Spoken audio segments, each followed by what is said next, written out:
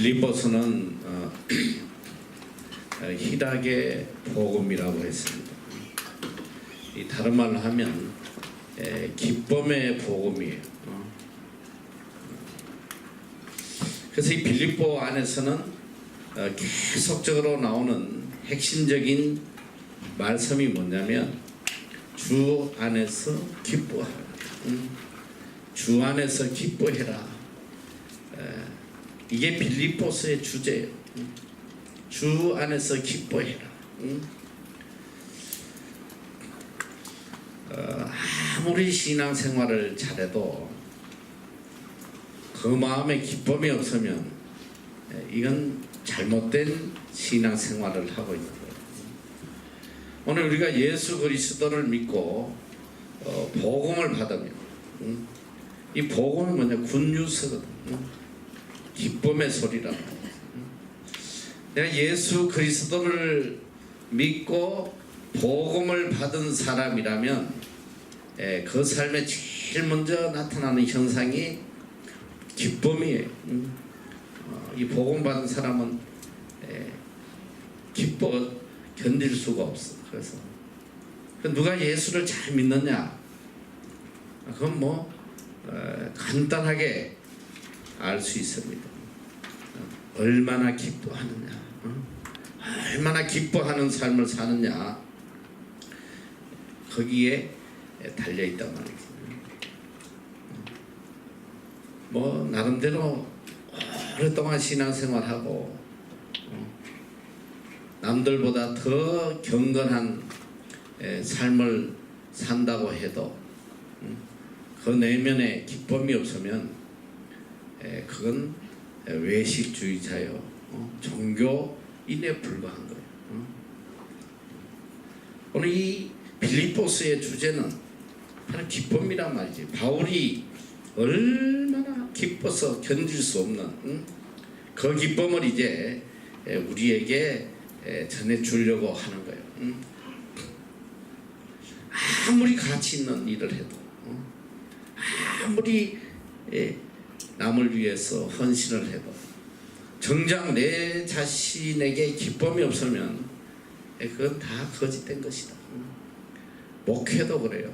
목회가 얼마나 가치 있는 일이야. 그런데 이 목회를 하면서 정작 목사님이 기쁨이 없다면 제대로 목회하는 게 아니지. 제일 기쁨이 있어요. 저도 어떤 데는 굉장히 지치고 기쁨도 없고 그런 적이 종종 나도 있어. 그런데 이 내면에 깊이 들어가 보면 내가 만약에 목회를 안 하고 다른 일을 한다면 무엇을 할까? 목회자로서, 목사로서 이 사역을 안 하고 다른 일을 한다면 무엇을 할까? 한번 이렇게 곰곰이 생각을 해봤는데 지금 내가 하는 이 사역만큼 나에게 기쁨을 줄 수 있는 일은 아무것도 없다는 결론을 내가 얻었어. 가만 보니까 일에 지치고 속상할 때도 있고 그렇지만 또 조용히 생각해보면 내 삶의 가장 큰 기쁨이 이 복음 전하는 거, 이것보다 더 큰 기쁨이요. 그리고 정말 기쁜 거는 뭐냐? 이 복음을 듣고 한 사람이 변화되는 모습을 보면 그 기쁨은 무엇으로도 비교할 수 없어요. 이제 내가 3월 초부터 한 달간 한국에 집회가 있는데 이번에도 이제 계획 같지 않게 집회가 굉장히 많이 잡혔어. 그래서 거의 그냥 주일에도 2번씩, 최소 2번, 또 평일에도 계속 집회들이 많이 이어지는데, 사실 이게 집회를 가고 하면 굉장히 피곤해요. 특히 이게 지방을 가면 뭐 전라도 갔다 경상도 갔다 뭐 이래 왔다 갔다 하려면 사실 굉장히 필요하지. 응? 그런데 내가 살아오면서 보니까 제일 큰 기쁨이 이 집회하는 기쁨이 제일 크더라고 보니까. 왜 그러냐? 내가 이제 보통 집회하면 미니멈 2시간 하잖아. 응? 근데 한 명도 안 떠난다는 거, 이게 또 너무 감사하고. 근데 그 2시간 동안 그분들의 모습을 보면 그냥 너무너무 이 하나님의 하신 일에 대해서 감격하고 말이지, 소망을 가지고 그런 모습을 보면 그 기쁨이 뭐 말로 할 수가 없지. 혹시 뭐 속으로 괜히 목사님 혼자 그렇게 생각하는 거 아닌가, 그럴 수도 있겠지만 그건 아니에요. 왜 그러냐? 예배를 마치고 책 팔리는 거 보면 알아. 책. 은혜 안 받으면 아무도 책 안 사지. 요새 누가 책을 사냐? 이 MEC 중에도 보니까 오기 전에 내 간정집일 것 좀 독후감 쳐내는데 책 안 사요. 나 이거 너무 충격이었어. 그 10,000원이면 사는데 그걸 안 사고 말이지, 대학교 도서관에 가가지고 빌려가지고 독후감 쓴 애들도 있고, 심지어는 아예 책도 사지도 않고 인터넷에서 몇 마디씩 주워 끌고 모아가지고 쓰는 인간들도 있고. 근데 집회 가보면 이야, 이거는 놀라고 엔더리스 끝이 없어. 근데 책만 사가는 게 아니야. 사인을 받겠다. 나는 연예인이 그런 기분인지 몰랐어. 사인을 받겠다. 지난번 집회 갔을 때 오륜교회에서 금요 예배를 했는데, 내 생각에는 이 단일 예배에서는 책이 제일 많이 팔린 것 같아요. 왜겠냐면 내가 다녀보면서 한 교회에서 1,000권 이상 책이 나간 적이 있어요. 근데 그건 이제 1부, 2부, 3부 이렇게 하다 보니까 합치니까, 근데 한 예배에 딱 책이 600권 이상 나간 거는 제일 많이 나가지 않았나. 뭐 비슷한 것들이 좀 있긴 있는데, 이야, 책이.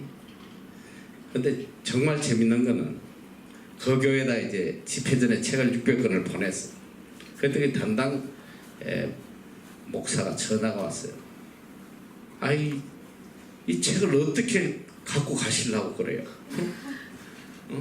아니, 이 많은 책을 어떻게 예배 마치고 무슨 재주로, 성령차에 절대 실을 수 없습니다. 막 걱정을 태산같이 하는 거예요.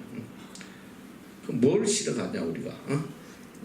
걱정 안 해도 된다, 놔둬라 했더니 보낸 만큼 그냥 다 팔리고 좀 트렁크에 좀 더 꺼내왔나 뭐 내가 그랬던 것 같아요.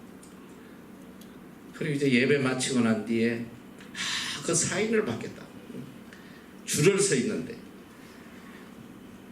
거의 사인만 내 기억으로는 1시간 이상 했어. 1시간 이상. 끝없이. 이게 왜 내가 그렇게 기뻤냐? 사실 뭐 그 책 팔아가지고 뭐 돈은 내가 하나도 쓰지 않아. 다 우리 북한 아이들 다 장학금으로 다 줘요. 전액 다 주는데, 그분들이 야, 하나님이 살아계시고 이걸 깨닫고 너무 감격해가지고 좀 더 하나님에 대해서 알고 싶어서 그 책을 사려고 서 있는 걸 보면 뭐 그 기쁨은 이런 말로 할 수가 없지. 복음을 통해서 오는 기쁨, 복음을 전함으로 오는 기쁨, 이건 참 상상할 수가 없어요. 그래서 이번에도 굉장히 이제 기대가 많이 돼. 내 일본 간정집이 나오고 난 뒤에 뭐 지금까지도 계속 팔리니까 참 많이 팔렸거든. 어떤 사람은 100권을 사가는 사람들. 내 집회 다니다 보면 그 자리에서 100권, 뭐 50권, 80권 이렇게 사가는 사람들이 있어요. 이번에도 이제 제 2권이 나왔잖아. 지난번에도 내가 그 제목에 대해서 잠깐 이야기를 했는데 늦은 비의 기적이다. 그 제목 하나님 주신 제목이 딱 원해가 되는 제목인데 한국의 한 목사님이 어저께인가 카톡이 왔어. 일권도 말이지 그 제물 하나님 하지 말고 이른 비의 기적을 했으면 너무 좋을 뻔했다. 1권은 이른 비의 기적, 2권은 늦은 비의 기적. 이런 얼마나 좋겠냐. 그게 너무 아쉽다는 거야. 그래서 내가 뭐 아쉬울 거 없다고. 이제 1권을 이제 계속 재판을 하니까 다음에 찍을 때 이름 바꿉시다 내가. 이른 비의 기적하면 샀던 사람도 또 살 거 아니야. 다른 책이잖아. 얼마나 좋아. 이야 또 한 권 새로 나왔나 보다. 그래서 아마 내가 지금 생각하고 있어. 이거 찍어놓은 책 다 팔리면 재판할 때는 이름을 바꿔야겠다. 그래 이른 비의 기적. 이번에는 늦은 비의 기적. 세 번째는 또 오는 기적. 뭐 이런 식으로. 나중에 소낙비의 기적. 뭐 해가지고 이설비의 기적. 뭐 계속 비로 나가는 거지. 비시리죠. 좋잖아. 앞으로 이제 피자 들어가면 다 내 책인지 알아. 사면 돼. 그래서 우리가 그리스도인이라면 어떤 일을 하든지 간에 그 일 속에 복음이 주는 기쁨이 있어야 돼. 기쁨. 아무리 가치 있는 일을 해도 정작 내 자신이 기쁨이 없다면 그건 잘못된 거예요. 어떤 일을 하느냐 그게 중요한 게 아니라 내가 그 일 속에서 얼마나 복음이 주는 기쁨을 누리고 사느냐. 이게 중요하단 말이에요. 오늘 이 바울이 이 3장 1절은 사실 이 빌립보서의 결론과 같은 구절이에요. 그래서 바울도 이렇게 이야기한 정말로 나의 형제들아 주 안에서 기뻐하라. 너희에게 같은 말을 쓰는 것이 내게는 수고로움이었고 너희에게는 안전하니라. 정말로 오늘은 트로이폰이라는 말인데 정말로 이게 뭐냐 결론적으로 인컨클루전 결론적으로 이야기하면 주 안에서 기뻐해라. 이게 결론이다. 이 빌립보의 결론은 주 안에서 기뻐해라. 빌립보서에는 이 기뻐하라는 말이 9번이 나와요. 지금 이 빌립보서를 서는 바울은 로마 감옥에 갇혀서 언제 죽을지도 모르는 상황에서 기뻐하라고 이야기를 하고 있는 거예요. 만약에 행복하게 사는 사람이 불행하게 사는 사람에게 왜 그렇게 불행하게 살아? 기뻐해. 기뻐하고 살아. 아이고 가난 때문에 너무너무 고통받고 있는 사람에게 잘 사는 사람이 와서 야 뭘 그런 가난 때문에 그렇게 슬퍼하고 그래. 기뻐해. 건강한 사람이 병들어 죽어가는 사람이 와서 너무 슬퍼하지 말고 기뻐해. 백날 그래봐야 들어오자. 욕만 나와 욕만. 지금 이거는 전혀 상황이 다른 거예요. 감옥에서 죽음을 기다리는 사람이 바깥 사람들에게 너희들 기뻐해요. 나처럼 기뻐해라. 나처럼. 어떻게 그런 말을 할 수 있느냐 이거죠. 바울은 정말 복음 안에서 복음이 주는 그 참 기쁨을 차고 넘치도록 누리고 산 사람이에요. 세상의 모든 부모는 내 자식이 행복하게 살기를 바래. 부모의 간절한 소원이잖아. 나는 일평생 불행하게 살았을지라도 너만은 행복해라. 나는 평생 이렇게 고통스럽게 살았다.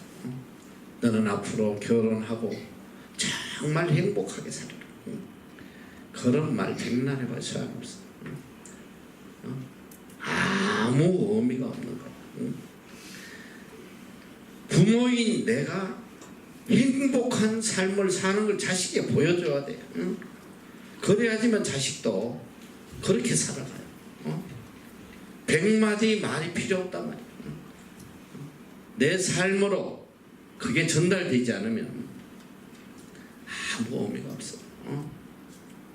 목회자도 그래. 아무리 하나님 어지해라, 하나님 떠나면 죽는다, 암만 외쳐도 내 삶에서 그걸 교인들이 느낄 수 있도록 보여주지 못하면 백날 말해봐요. 오늘 왜 한국 교회들이 왜 문제냐? 많은 사람들이 이 기독교의 회의를 느끼고 부정적인 마음을 가진 이유가 많은 사람들이 그 이야기 하는 거예요. 설교하고 삶이 너무 다르다. 설교는 맨날 무슨 종의 모습으로 일평생 불쌍한 자들 곁에서 섬기고 웃자고 젖자고 하면서도 자기는 세상에서 최고로 누리고 사는. 그러니까 교인들이 시험 받는 거죠.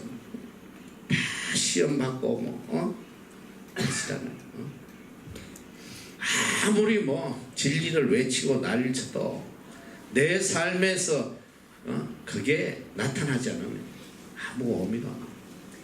그래서 이 바울의 말씀이 너무나 우리에게 와닿는 이유가 본인은 감옥에서 가장 저절한 상황에 있으면서 자기가 스스로 복음 안에서 주체할 수 없는 기쁨을 누리는 것을 그것이 그대로 이 빌립보 교인들에게 전달이 되니까 이게 크게 은혜가 된단 말이에요. 초대교회는 기독교 하면 바로 고난으로 연상이 돼요. 초대교회 하면 고난.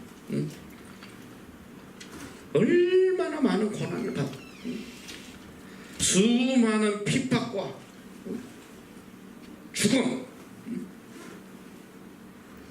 그래서 이 콜로세움에서 사자의 밥이 돼서 죽고 신앙을 지키겠다고 카타콤에 들어가서 평생을 감옥 같은 생활을. 이게 우리가 신앙 그러면 기독교 하면 고난과 고통과 괴로움 이거를 연상하게 된다. 이런 고통 고난받는 기독교를 왜 믿나? 그런데 놀랍게도 초대교회 지금 발견된 무덤이 1000만여 개라고 그랬나? 내가 지난 시간에 한번 이야기했는데 그 많은 사람이 그 고통을 스스로 선택해서 누렸다는 그 고통을 고난 세상 사람이 알 수 없는 아니 어떻게 하나님 믿겠다고 저런 고난을 당하나. 세상 사람도 이해할 수가 없어. 세상 사람 눈에는 그저 고통으로밖에 보이지 않지만 참 그리스도 안에 그리스도인 그 고통적인 상황 속에서 누리는 그 기쁨이라는 복음의 기쁨, 영생의 기쁨, 천국의 기쁨, 그건 세상 사람들이 이해할 수가 없는. 내가 이번에 책을 쓰면서 이 챕터를 크게 전반부는 지난 7년 동안 하나님께서 보여주셨던 기적의 역사,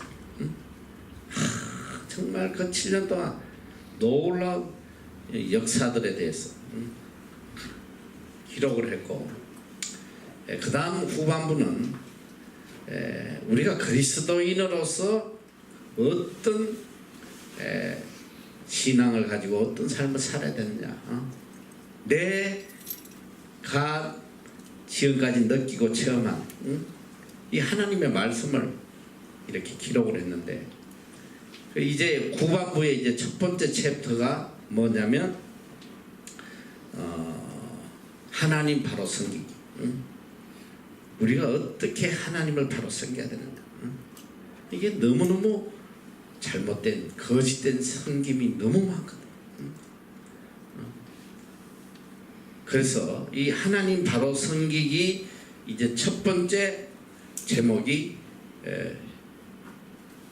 경외로운 삶. 우리가 하나님을 얼마나 경외하며 살아갔냐, 하나님을 얼마나 두려워하며 살아갔냐, 이게 제일 중요한 거예요. 모든 신앙의 시작은 하나님을 두려워하는 데서 시작해야 되는 거예요. 그게 없다 이 소리야. 하나님에 대한 두려움이 없는 신앙이기 때문에 지 멋대로 섬기는 하나님. 교회 가고 싶으면 가고, 뭐 기분 나쁘면 안 가고.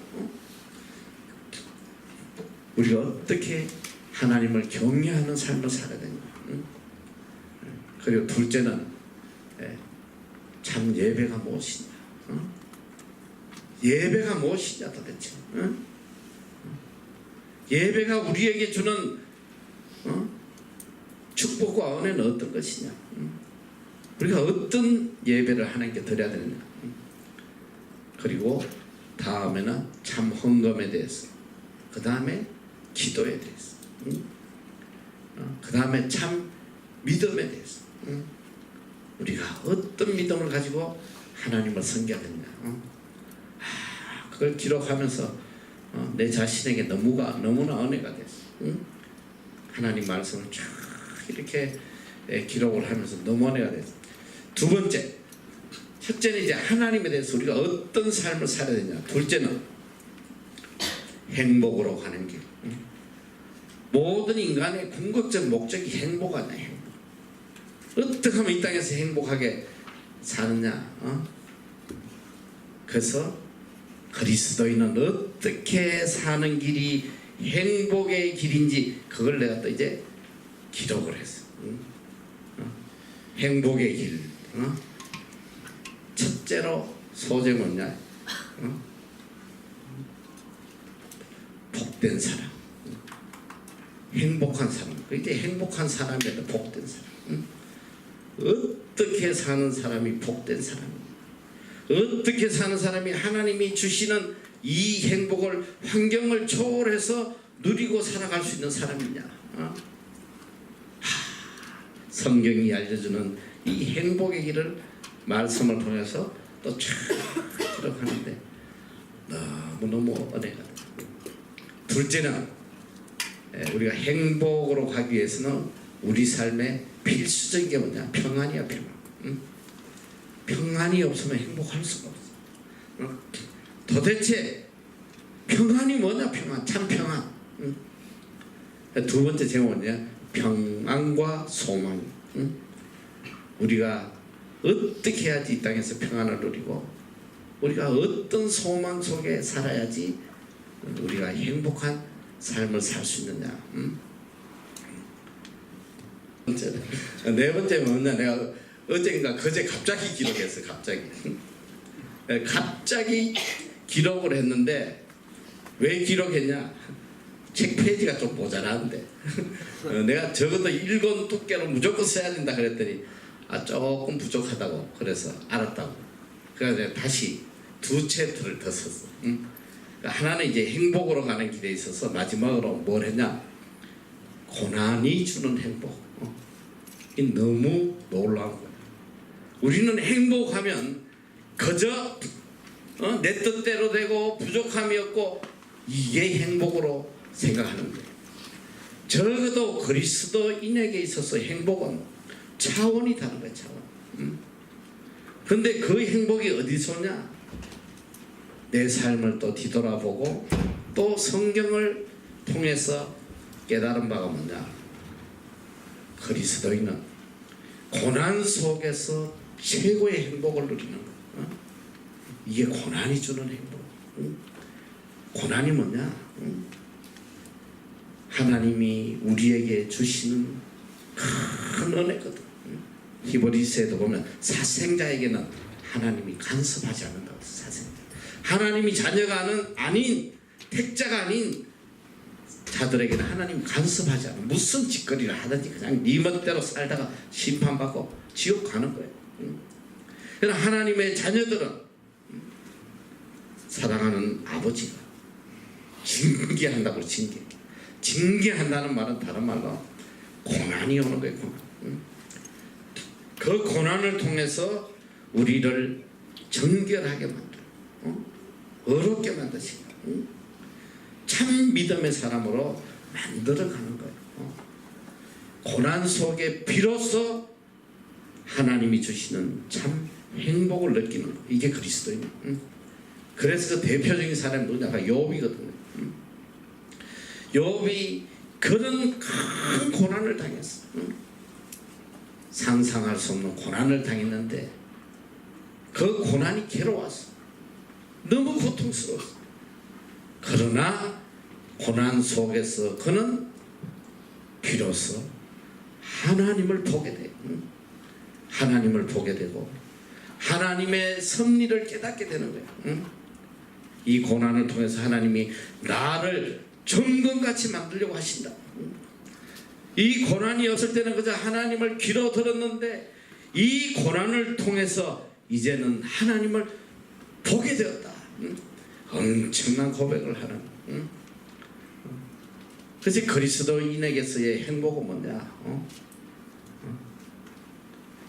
고난을 통해서 세상이 줄 수 없는 엄청난 신령한 행복을 우리가 느끼는 거예요.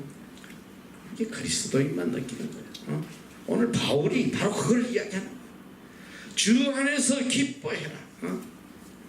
내가 비록 감옥에서 죽음을 기다리고 있지만 이 고난 속에 나는 하나님을 보고 천국을 보고 내가 곡할 하늘나라에 하나님이 나를 위해 예배하신 의의 멸류관을 바라. 그 기쁨을 주체할 수 없는 거예요. 이게 그리스도인이에요. 상황을 초월하여 기뻐하는 사람, 이게 그리스도인이란 말이에요. 이 감사가 주는 행복, 하나님에게 감사할 때 오는 그 행복, 그 말로 할 수가 없잖아. 세상이 줄 수 없는. 그리고 그 다음에 행복으로 가는 길이 다음에 무슨 길이냐? 영원으로 가는 길. 영원으로. 우리의 궁극적인 목적지. 이 땅에서는 그리스도 안에 행복을 누리고 또 이제 궁극적으로 영원을 향해 가는 그 삶을 살아야 된다. 영원을 향해 가는 길의 첫 번째 챕터가 뭐냐? 더 좋은 본이야. Better Homeland. 더 좋은 본이야. 천국을 향해 가는 삶에 대해서, 순례자의 길에 대해서 또 기록을 했고, 둘째로는 천국의 보물을, 우리가 이 땅에 살아가는 동안 어떻게 하늘나라의 보물을 사야 되는지, 천국의 보물에 대해서 기록을 했고, 셋째는 어제 또 챕터가 부족하다고 해서 급하게 쓴 거예요. 지난 주일날 설계했던 후회함이 없는 삶이 뭔지, 우리가 이 땅에서 어떻게 후회함이 없는 삶을 살다 가야 되는지, 그리고 마지막 결론이 나의 달려갈 길을 마치고 우리가 마지막 생을 마감할 때 어떤 고백을 하고 어떤 간격으로 생을 마감해야 되는지. 제목만 봐도 너무 은혜스럽지 않아? 오늘 당장 읽어봐. 너 얼마나 은혜스러운가. 나는 그냥 오직 하나님 말씀, 성경에서 전해주는 말씀들을 기록을 해놓은 거야. 그래서 오늘 이 바울은 감옥에 있으면서 빌립보 교인들을 향해서 기뻐해라. 기뻐해라. 주 안에서 기뻐해라. 이 바울 신학의 핵이 뭐냐? 바울 신학의 핵은 in Christ. in Christ. 내 카톡 이름 in Christ. 주 안에서. 이게 핵심이란 말이야. 기뻐해라. 클럽 가서 기뻐하고, 세상에 무엇인가 이루어서 기뻐하고, 돈 벌어서 기뻐하고, 좋은 남친 만나서 기뻐하고, 그게 아니라 바울은 분명히 말씀한 주 안에서 기뻐해요. 주 안에서. in Christ. 주님을 떠난 기쁨은 멸망하는 기쁨이에요. 내 영혼을 죽이는 기쁨, 육신을 즐겁게 하는 기쁨이란 말이죠. 육신의 생각은 하나님과 원수가 된다고 그랬잖아요. 원수. 오늘 우리가 누려야 될 궁극적 기쁨은 뭐냐? 주 안에서의 기쁨. in Christ. 그리스도 안에서 그리스도가 주시는 기쁨. 그리스도 때문에 느끼는 기쁨. 그리스도를 위하여 사는 기쁨.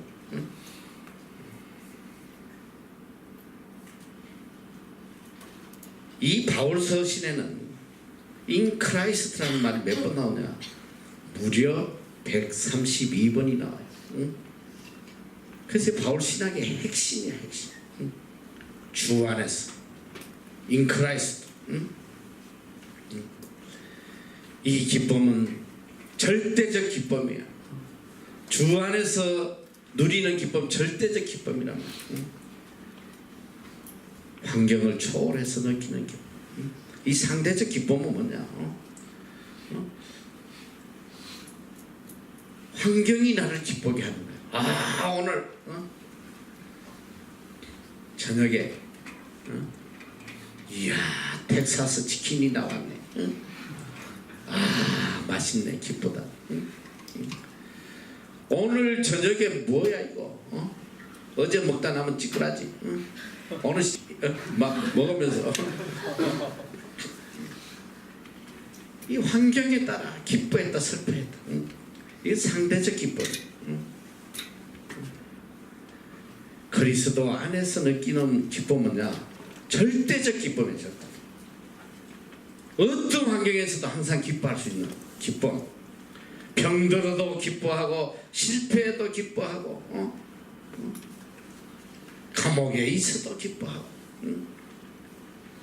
상황을 초월해서 기뻐할 수 있는 이 절대적 기쁨을 우리는 누려야 돼. 이게 주 안에서 기쁨이에요. 주 안에서. 주 안에서 기쁨을 크게 5가지로 구분하면, 첫째가 우리 삶의 가장 큰 기쁨이 구원의 기쁨이에요. 속죄함을 받은 기쁨. 죄사함을 받고 의롭게 되고 하나님의 자녀가 된 기쁨. 이게 가장 큰 기쁨이에요. 그래서 이게 예수를 믿고 제일 먼저 느끼는 기쁨이 사죄의 기쁨. 그 기쁨이 얼마나 큰지 몰라. 나 속죄함을 입어놓. 우리 어릴 때 뭐 그 찬양, 교회 가면 늘 그 찬양. 내가 죄 사함을 받고 뭐 그 기쁨으로 견딜 수가 없는 거예요. 내 어릴 때 교회 모습들은 그랬어. 그 찬양을 하면서 죄 사함 받았다고 그렇게 기뻐. 요새 죄 사함 받았다고 기뻐하는 인간 보기 힘들어. 좋은 대학 들어가서 기뻐하고, 좋은 직장 얻어서 기뻐하고, 내 뜻이 이루어져서 기뻐하고, 누가 나 죄 사함 받았다고 가슴 치면서 뭐 눈물을 흘려가면서 감격하고 기뻐하는, 교회에서 이제 볼 수 없는 일이야. 그런데 우리 때는 그러지 않았어. 그렇게 찢어지게 가난하고 그렇게 처절한 상황에 살아도 성도들은 기쁨의 눈물을 그냥 교회 가면 전부 다 눈물 속에서 찬양하고 그 죄사함 받은 기쁨, 구원 받은 기쁨, 우리에게 가장 큰 기쁨, 이 신령한 기쁨 뭐냐? 바로 하나님 앞에 의롭게 된 그 기쁨. 이 기쁨에 비할 기쁨이 어디 있겠어? 이 신령한 기쁨, 세상이 줄 수 없는 기쁨이라면, 이 절대적 기쁨이 없으면 우리의 신앙은 견고히 설 수가 없어. 우리가 기뻐할 때에 거기서 힘이 나오고 용기가 생기고 능력이 나타나, 사랑이 나타나. 내 삶에 이 복음이 주는 기쁨이 없으면 아무것도 없어. 아무것도 할 수 없어. 괴로운데 뭘 하겠어? 괴로운데 무슨 전도를 하겠어? 우리가 참 그리스도인으로 살려면 제일 먼저 누려야 될 것이 이 신령한 기쁨, 복음이 주는 기쁨, 사죄의 기쁨, 구원의 기쁨. 그건 내 속에 끝없이 솟아오르는 생수와 같은 이 기쁨이 있어야지만 전도도 하고 선한 일도 하고 하나님께 영광 돌리는 일도 하고 하는 것이. 기쁨이 없으면 아무것도 못해요. 이거는 있어도 되고 없어도 되는 게 아니라 필수적인 생명과 같은 거예요. 기쁨이 있어야지만 우리가 올바른 신앙 생활을 할 수 있다. 그리고 둘째는 동행의 기쁨이에요. 동행. 예수 그리스도와 함께 동행하는 기쁨. 언제나 예수 그리스도의 존재를 느끼며 살아가는 그 기쁨. 항상 나 홀로라고 생각하면 그 삶에 기쁨이 없어요. 시편에 보면 시편 23장 여호와는 나의 목자시니 내게 부족함이 없으리로다. 거기에 보면 내가 비록 사망의 음침한 골짜기로 다닐지라도 해를 두려워하지 않는 것은 주께서 나와 함께 하십니다. 내가 비록 사망의 골짜기, 죽음의 골짜기, 이 고통의 길을 갈지라도 내가 두려워하지 않아. 기뻐하는 거. 주께서 나와 함께 하십니다. 주님과의 동행, 이 동행의 기쁨, 이거보다 더 든든한 힘과 기쁨이 어디 있겠어? 어떤 어려운 상황이 나에게 온다고 해도 주님이 나와 함께 하신다는 것을 분명히 느끼는 신앙이 있다면 그 삶에 기쁨이 차고 넘치는 거예요. 그리고 두려움이 없어요. 담대한 이 경지에 가야 돼. 우리가 이 동행의 기쁨을 그리스도의 동행의 기쁨을 신앙이라는 건 반드시 느끼고 살아.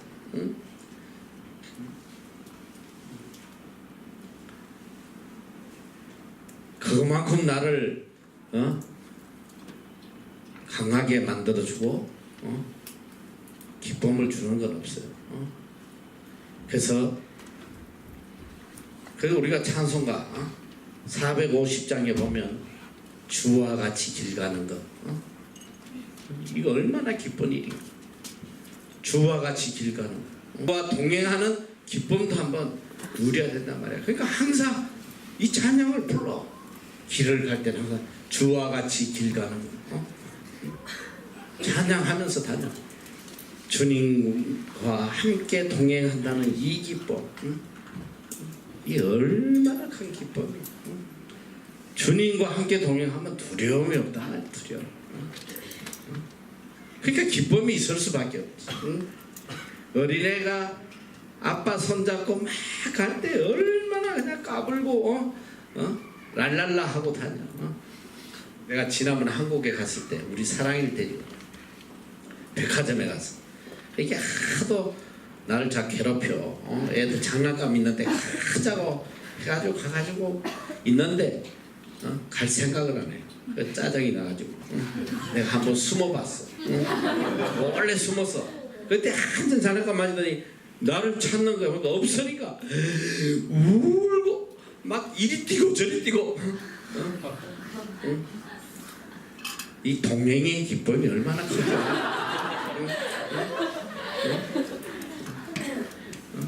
주님이 나와 함께 하신다.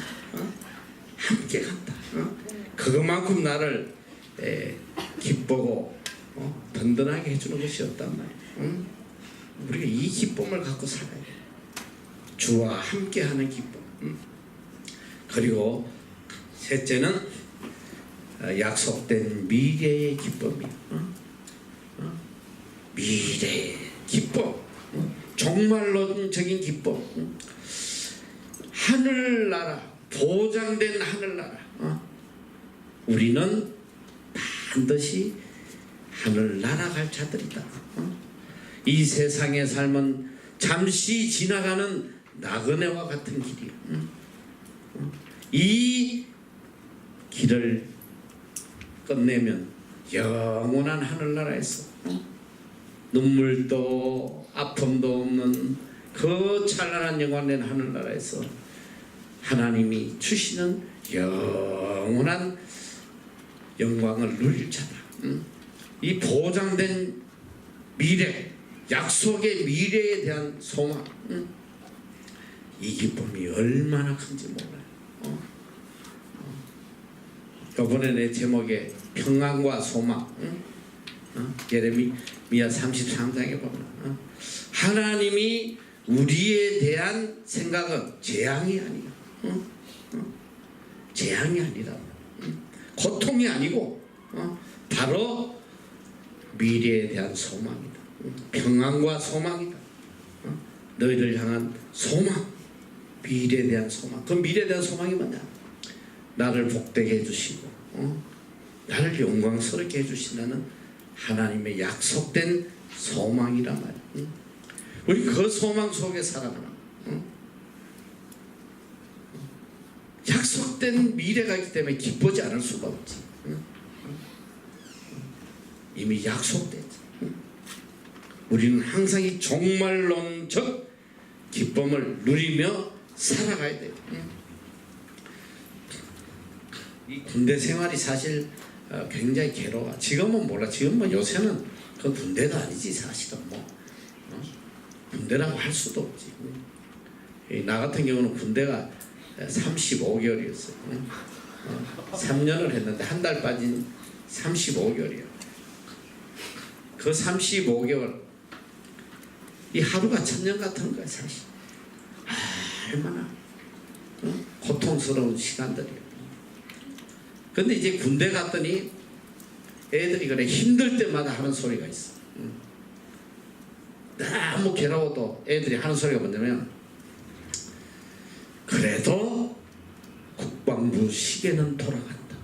야, 아주 유명한 명언이야. 군대 가면 그래도 국방부 시계는 돌아간다. 3년 되면 나간다 이거. 언젠가 내가 여기를 떠나는 제대하는 날이 나에게 반드시 온다. 그 소망 갖고 사는 거야. 그래서 아무리 힘들고 어려도 탈영 안 해. 이제 좀 있으면 나가는데 약속돼 있잖아. 이미 정해진 나가는 날이 정해져 있는데 바로 그거예요. 오늘 우리는 약속된 미래가 보장된 사람. 이 땅의 삶이 끝나는 날 우리는 영원한 하늘나라에서 영원한 영광을 누릴 사람들이다. 하나님의 자녀로서 하나님의 후사로서 왕같은 제사장으로 성경은 그걸 우리에게 증거해주고 있는 거란 말이에요. 그리고 넷째는 그리스도를 위하여 사랑하는 기쁨. 그리스도를 위하여 사랑하는 기쁨. 여러분이 정말 사랑하는 사람을 위해서 수고할 때에 그 기쁨을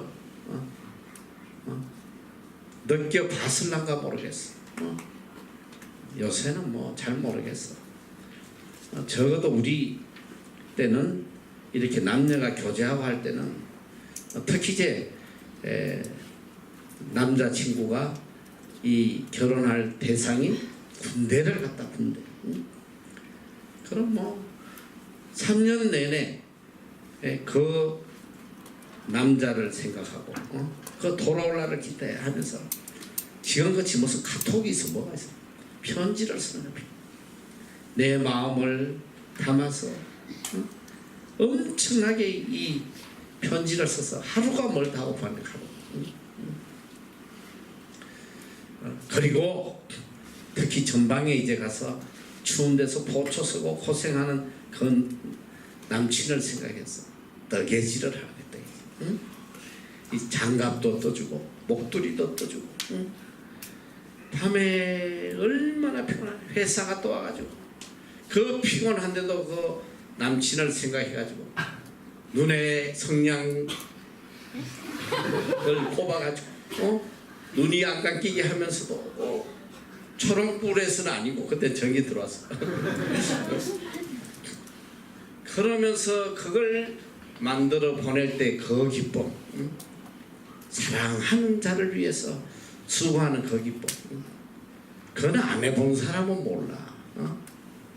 이제 부모가 돼보면 이제 좀 알 거야. 부모, 내 자식을 위해서, 내 자식이 잘 되기 위해서 하는 헌신, 그 기쁨. 이 부모의 마음은 다 그래요. 나도 요즘 우리 손녀들하고 같이 살다 보니까 우리 아들이 보면 어떻게든 그 애 좀 기쁘게 해주려고 막 난리도 아니야. 애 원하는 대로 그냥 막 내가 막 하지마 그만해 막 이래도 막 그 애 조금 기쁘게 해주려고 막 애를 쓰는 모습으로. 그러면 그게 애가 기쁘게 곧 내 기쁨이거든. 내 기쁨. 애가 기뻐하는 게 곧 내 기쁨이야. 그래서 우리가 정말 주님을 사랑하면 주님을 위해 헌신하는 이 기쁨이 얼마나 큰지 몰라.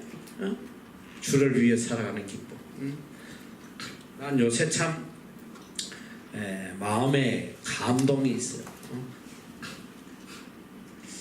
이 대체로 보면 이 이단들이 보면 정말 충성을 다해. 충성. 죽으라면 죽고 말이지. 그 교주를 위해서 그 교주를 기쁘게 하는 일이라면 그냥 자기 전 재산 다 갖다 바치고 주로 이게 이단들은 그래. 이단들은 무섭더라고. 여러분들 모르지 통일교 알란가 모를란가 통일교 알아? 문선명 죽었지만 그 아들이 지금 하고 있는. 난 정말 충격을 받아. 통일교 한 번 결혼할 때 10,000상 20,000상씩 합동 결혼해요. 전 세계에서 다 모아가지고. 나도 여기 와서 한 여자를 만났는데 통일교 이 뉴질랜드 여자인데 남편이 미국 사람이 미국. 근데 결혼을 통일교에서 야 이 사람하고 해 해서 했는데 결혼할 때 남자를 처음 봤대. 세상에 내성마비 환자예요. 근데도 애가 셋인가 돼. 여기 살아 남편하고. 나도 남편을 봤는데 이 내성마비가. 근데 물어봤어. 야, 그 가서 그 결혼할 때 남편 보고 충격 안 받냐? 절대 그렇지 않아. 너무 기쁘다. 위에서 정해준 사람과 결혼한 그보다 더 기쁘겠냐? 그 교주의 말씀을 따르는 게 나의 기쁨이라 이 소리야. 야, 그래서 내가 목회하면서 항상 느낀 게 그거야. 어쨌든 이 이단들은 보면 추종자들이 막 요번에도 뭐 이재록도 그렇고 뭐 해가지고 교주가 기뻐하는 일이라면 자기 생명 내놓고 다 해요. 야, 그래서 내가 우스개로 그래서 뭐야 이거 이 악령들은 이렇게 추종을 잘하는데 우리는 진리를 가르치는데 왜 이렇게 추종하는 인간이 없냐 이거. 이게 그건 다른 말로 이야기하면 뭐냐, 나를 별로 사랑 안 한다는 정도거든. 사랑하는 사람이면 나를 위해 내 말을 듣는 게 자기 기쁨이 돼야 되는데 안 들어요. 사랑하지 않아.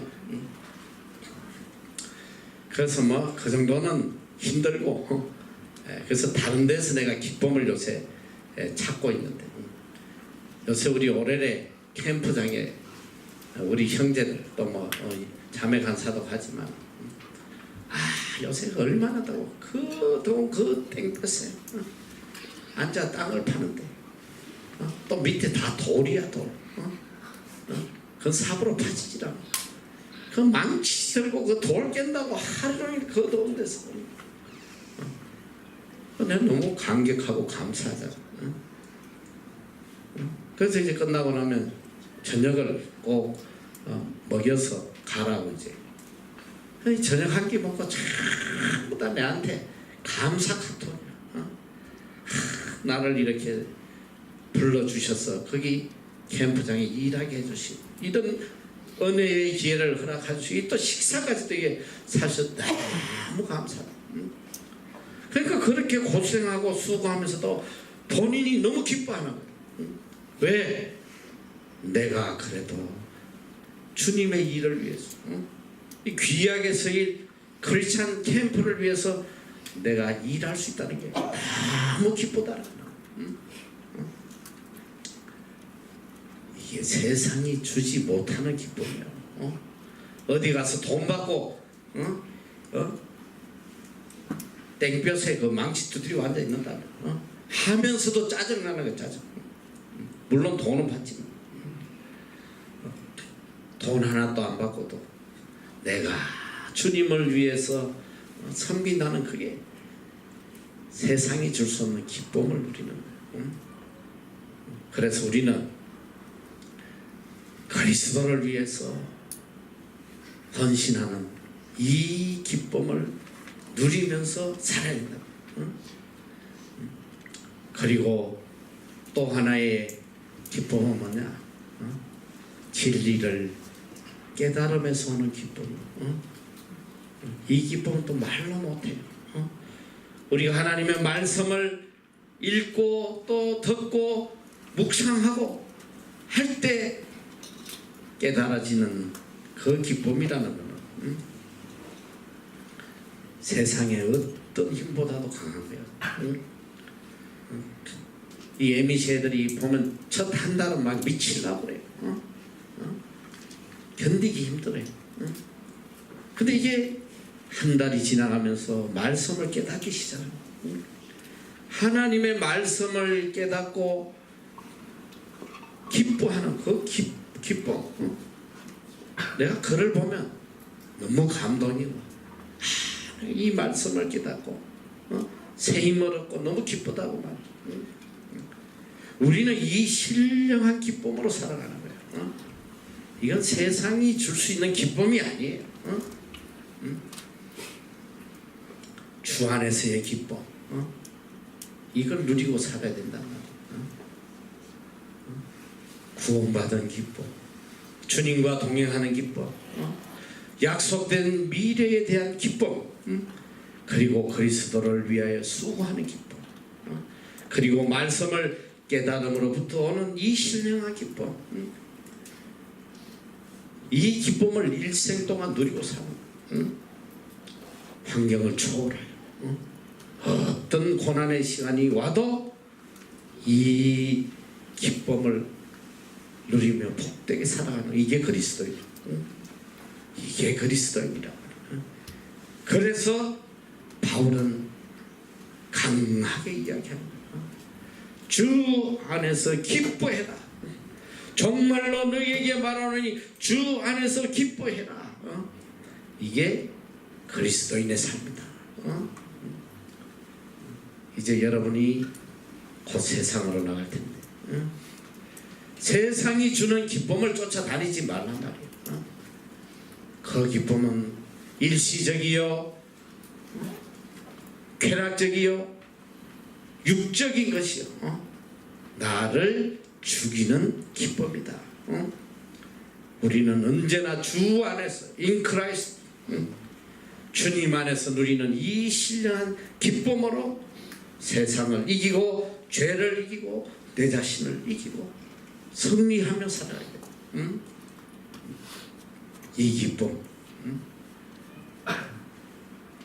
하나님 앞에 가는 날까지 이 신령한 기쁨을 누리는 여러분 되시기를 축원합니다.